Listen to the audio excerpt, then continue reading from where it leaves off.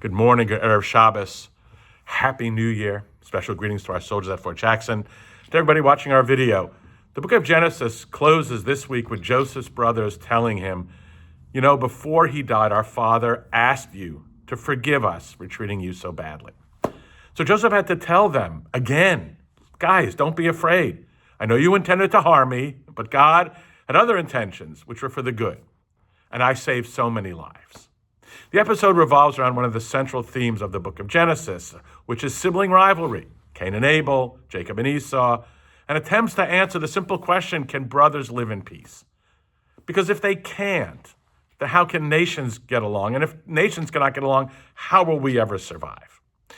But with the reconciliation of Joseph and his brothers, the story is now free to move on to the birth of Israel as a nation, passing from slavery to freedom.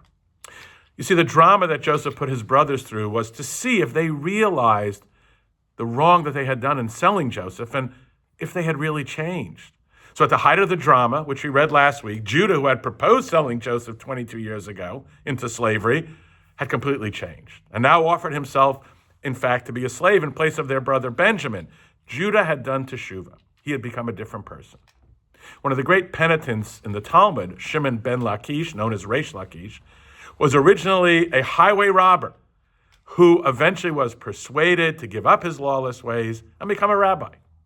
He said that through proper repentance, even deliberate sins are accounted as though they were merits, mitzvahs. But how can we change the past, and how can sins become mitzvahs? How does that work?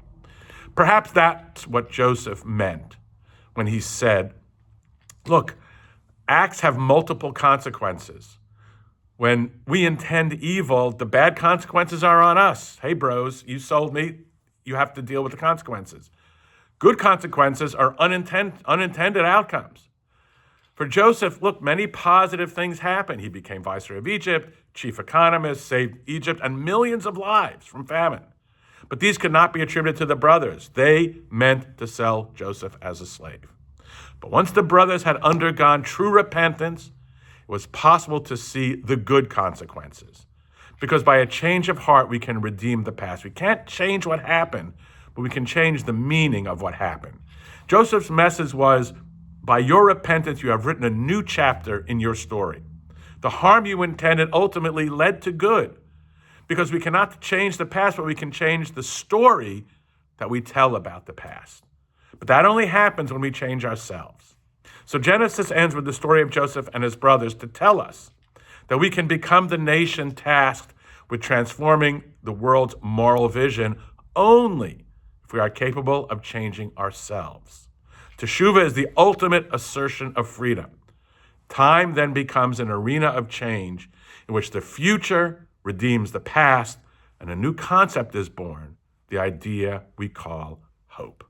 Shabbat Shalom. Happy New Year.